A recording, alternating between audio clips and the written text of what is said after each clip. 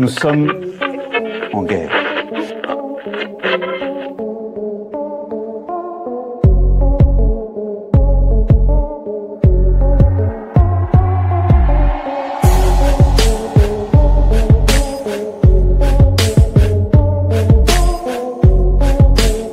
Si vous écoutez ce message, vous êtes la résistance.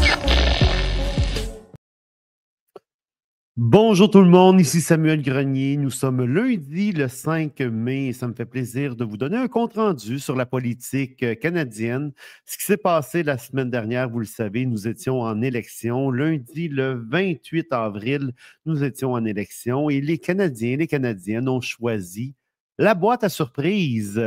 Donc, bon, c'est un titre tout simplement pour vous rappeler que on ne connaît pas véritablement la personne que nous avons choisie, que les Canadiens ont choisie. On ne peut pas la connaître. Ça faisait quelque temps seulement qu'elle avait été nommée au sein de son parti pour représenter le Parti libéral du Canada. Et les Canadiens ont décidé de lui faire confiance, mais avec un gouvernement minoritaire. Proche, à tout près d'obtenir la majorité. En fait, il leur manque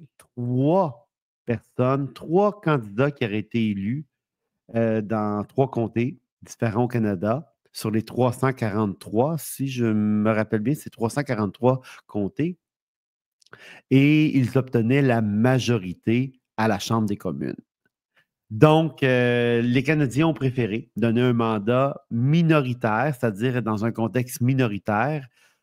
Donc, il faut s'attendre à plusieurs jeux en coulisses qui permettront au gouvernement de pouvoir faire adopter ces lois et ces règlements.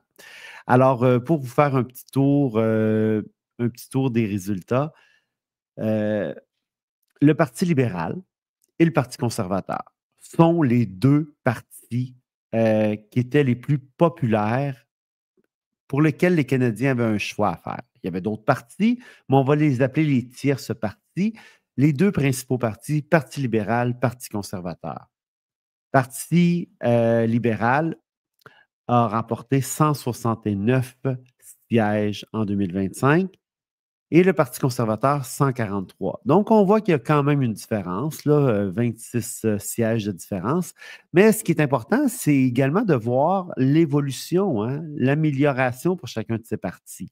En 2021, le Parti libéral avait 17 sièges en moins et le Parti conservateur en avait 23 en moins. Donc, 2 grands partis qui franchissent pour la première fois depuis 1988 la barre des 40 de vote au national, signale qu'on est vraiment dans un paysage politique de bipartis, de 2 partis seulement, là, parce que, évidemment, que nous devions choisir. Il fallait que le choix soit quand même assez frappant pour les Canadiens parce que le contexte l'exigeait. Donc, on se rappelle là, que les gens avaient à choisir entre une vision un peu plus woke, un peu plus à gauche et une vision un peu plus à droite, concentrée beaucoup plus sur la gestion interne du pays.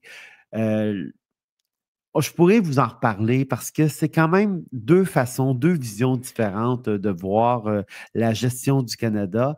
Et je ne suis pas convaincu que les Canadiens, les Canadiennes savaient exactement pour qui ils votaient. J'en suis pas convaincu. Donc, Mark Carney, qui est nouveau comme chef du Parti libéral, va pouvoir conserver quand même le pouvoir pour un 4e gouvernement libéral minoritaire, c'est-à-dire, donc, il n'y aura pas les coups des franges. Et puis le Parti conservateur, on se retrouve avec un chef qui n'a même pas été élu dans sa propre circonscription.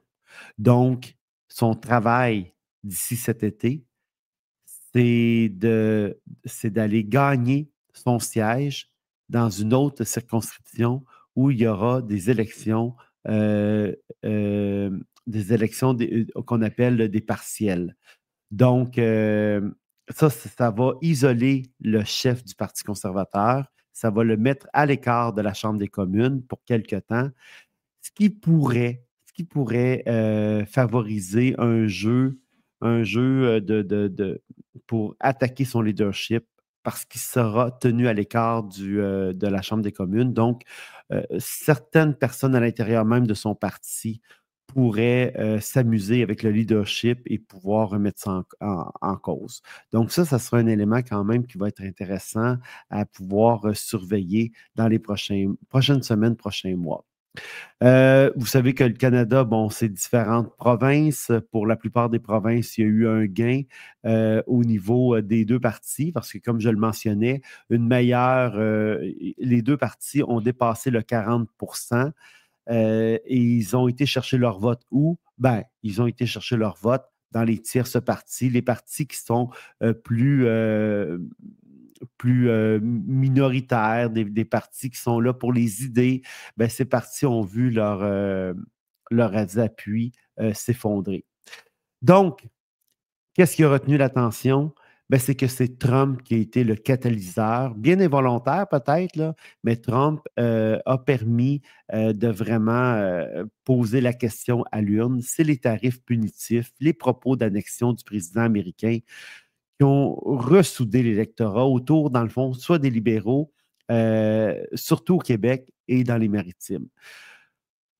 On peut comprendre aussi que c'est la mort annoncée du tiers parti du nouveau Parti démocratique. Ce nouveau parti a obtenu que 7 sièges. Ce n'est même pas suffisant pour pouvoir être reconnu comme un parti officiel. Donc, c'est dire que ce parti n'aura plus accès aux mêmes ressources qu'il avait pour pouvoir travailler en chambre. L'Ontario, c'est le laboratoire des conservateurs. Le Parti conservateur du Canada a fait ses plus gros gains en Ontario, 16 candidats de plus qu'à la dernière élection auparavant en 2021. Mais il reste quand même derrière le principal Parti libéral du Canada. Donc, ça, c'est important aussi à constater, là. Je veux dire, le plus gros gain, quand même 16 élus de plus qu'en 2021 pour le Parti conservateur. Le Québec, lui, a basculé les résultats du Parti libéral du Canada, le nouveau parti fédéraliste dominant, qui relègue le Bloc au rang du troisième, le Bloc, non, c'est-à-dire le Parti conservateur au troisième rang au niveau de la province. Quand même important de le mentionner, parce que le Parti conservateur du Canada passe troisième. Parce que ici au Québec, nous avons un parti qui s'appelle le Bloc québécois, qui est présent juste au Québec et qui a fait en sorte qui a maintenu même ses appuis, pratiquement les mêmes appuis, une baisse de 5 seulement, là, mais qui a fait en sorte que c'est le Parti libéral le premier choix, le Bloc le deuxième, qui est un parti qui ne pourra jamais être au pouvoir parce qu'il est présent juste au Québec, et le troisième, c'est le Parti conservateur qui se retrouve au troisième rang. Donc, j'aimerais aussi vous parler des objectifs et qu'est-ce qui attend chacun des chefs. OK? Pour vous expliquer un peu le contexte, dans le fond, moi, j'avais annoncé un parti libéral majoritaire, avec une grande majorité. Je me suis trompé parce que, dans le fond, c'est un parti libéral qui a gagné, mais minoritaire. Il lui manque 3 sièges pour être majoritaire. Le parti pourrait aller convaincre d'autres personnes, d'autres élus dans d'autres partis de faire une transition, de changer de place et d'adhérer à leur parti, ce qui pourrait leur permettre d'obtenir la majorité. Et ça, il y a déjà présentement là, des téléphones qui se font, des offres, des négociations qui ont lieu. Pourquoi? Parce que même au Parti conservateur, ça se peut qu'il y ait des gens qui soient déçus de la campagne. Ça se peut qu'il y ait des gens qui soient déçus de leur chef, qui veulent remettre en question le leadership. Ça se peut aussi que présentement, même au sein du Parti conservateur, il y ait des négociations qui se font présentement et que certains n'obtiennent pas ce qu'ils souhaitent. Qu'est-ce qui pourrait arriver, vous pensez?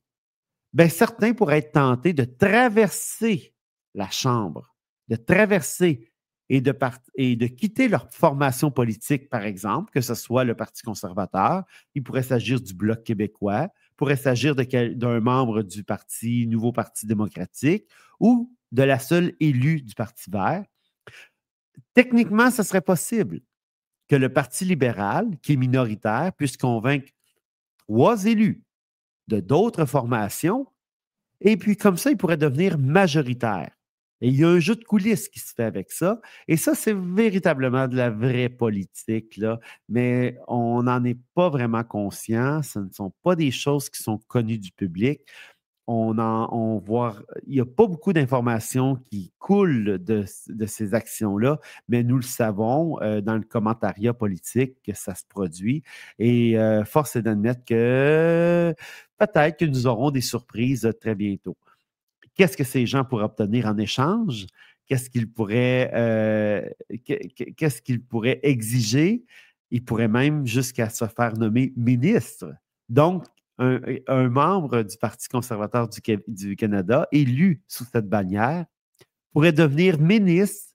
Techniquement, c'est possible, pourrait devenir ministre au Parti libéral du Canada, changer de place à la Chambre des communes et ainsi assurer la majorité au parti. Donc, un grand enjeu de leadership pour le Parti libéral du Canada, parce que s'il n'obtient pas cette majorité, il va devoir négocier constamment avec les autres partis, avec au moins un autre parti à chaque fois, pour obtenir leur vote, pour avoir la majorité lors du vote. Donc, est-ce qu'il négociera toujours, par exemple, avec le nouveau Parti démocratique, comme c'était le cas dans les 2 dernières années avec le Parti libéral qui était minoritaire? Et pour lequel le nouveau Parti démocratique a obtenu des programmes sociaux importants qui coûtent très, très cher. Vous savez, quand un parti est au pouvoir et il est minoritaire, c'est très coûteux pour l'ensemble des citoyens. Parce que pour demeurer au pouvoir, il est obligé de créer des alliances avec d'autres partis qui en profitent pour obtenir des gains, obtenir des programmes, imposer des programmes, obtenir des cadeaux. Et tout ça a un prix. Donc, ça va être intéressant de surveiller ça. Pour Mark Carney, qui est le chef du Parti libéral, évidemment qu'il doit sécuriser la Chambre, comme j'en ai parlé, mais il va devoir aussi, parallèlement à ça, négocier avec Washington. La priorité absolue à un accord qu'on va appeler l'accord de résilience, qui va couvrir les tarifs, l'énergie, la chaîne d'approvisionnement nord-américaine. Nous sommes condamnés à faire affaire avec les États-Unis parce que c'est notre plus proche pays. Ce sont nos voisins. C'est de façon naturelle qu'on doit faire affaire avec ce pays-là. Donc, dans le contexte où présentement Donald Trump revisite les ententes, veut réouvrir les ententes même qui ont été signées, veut imposer des tarifs, veut changer des règlements, veut organiser sa production aux États-Unis pour la favoriser, oui, effectivement, on aura à suivre ce dossier-là. Également, Mark Carney devra s'occuper des finances du Canada, donc un budget qui va permettre également aux citoyens de pouvoir vivre, parce que le coût de la vie a explosé au Canada. Donc, est-ce qu'il va passer par le coût de l'énergie, par le coût des denrées alimentaires, par le logement locatif, quand on sait qu'il y a eu énormément de spéculation dans les dernières années. On sait aussi qu'il y a eu une surchauffe au niveau du locatif parce que le Canada a, entre autres, permis à énormément d'immigrants d'intégrer le Canada et la croissance du logement n'a pas suivi la croissance des immigrants, du nombre d'immigrants. Aussi, ben, on devra s'occuper de l'OTAN, atteindre le 2 du PIB en 2027, avec un accent sur l'Arctique. Et on devra diversifier les marchés, donc une mission commerciale conjointe de l'Union européenne, l'Asie, avant le G7 de 2026. Tant qu'à Pierre Poilievre, chef du Parti conservateur, il devra, la première chose, se faire élire. Et donc, il a choisi son comté. Il va devoir provoquer une élection partielle et se faire élire pour faire son entrée à la Chambre des communes. Sinon, ben, il ne pourra pas être à la Chambre des communes. Seuls les gens qui sont élus peuvent être à la Chambre des communes. Aussi, il va devoir faire un espèce de post-mortem de sa campagne, comprendre la défaite au niveau de son, est-ce qu'il remet en doute son leadership? Il y a eu des sous-performances là, au niveau de certains secteurs, entre autres au niveau urbain, et la perception aussi qui est trop proche de Donald Trump. C'est une image, mais il va y avoir tout un audit interne à la campagne qui devrait être fait. Il va devoir également adoucir le ton parce qu'il va devoir présenter un programme pro-famille, pro-logement à son congrès en novembre prochain, sans recul sur les impôts ni le carbone,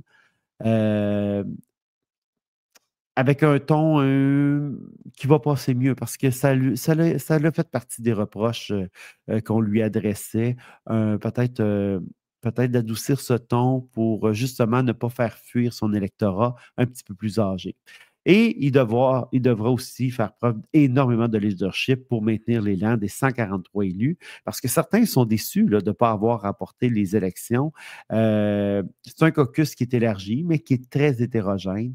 Il doit éviter toute forme de contestation au niveau de son leadership pendant qu'il est hors de la Chambre, occupé à se faire élire dans un comté. Pour les tiers partis, nous avions, comme je vous parlais tantôt, du Bloc québécois, qui est un parti unique au Québec, qui n'a pas la prétention, qui n'a pas le pouvoir, la possibilité de prendre le pouvoir un jour, mais qui agit quand même comme une roche dans le soulier. Donc, il est en position de force. Il va pouvoir marchander ses appuis parce que le parti tel qu'il est présentement, le parti au pouvoir, il est minoritaire. Donc, est-ce qu'il pourrait arracher des garanties, obtenir des gains, s'assurer de mieux paraître au niveau de l'électorat québécois? Ça se peut. Le nouveau Parti démocratique, son chef a démissionné le soir même, donc il va avoir une course à la chefferie. Ils avaient 12 députés, ils en ont maintenant que 7. Le chef n'a même pas été réélu dans son propre comté. Donc, ils vont devoir recentrer la marque, mettre l'accent sur le logement social, les lois anti-cab. Ils vont devoir faire quelque chose pour se distinguer des libéraux qu'ils ont appuyés depuis dans les 2 dernières années. Ça vous donne un peu le tour d'horizon là, de ce qui peut arriver avec, avec le milieu politique canadien. Il y en aurait beaucoup de choses à dire. Est-ce que les Canadiens ont élu une boîte à surprise? Oui. Oui, parce que Mark Carney, bien que nous, dans le milieu du commentaire politique, on le connaisse, c'est-à-dire qu'on a fait des recherches sur lui, on a tenté de mieux connaître l'homme. Je crois humblement que la majorité des Canadiens ne le connaissent pas, ne savent pas que cet homme est un extrémiste climatique, qu'il veut imposer même des surtaxes sur les vols en avion pour nous décourager de prendre l'avion. C'est un homme qui va parler beaucoup, beaucoup de l'empreinte carbone de chaque geste, de chaque individu.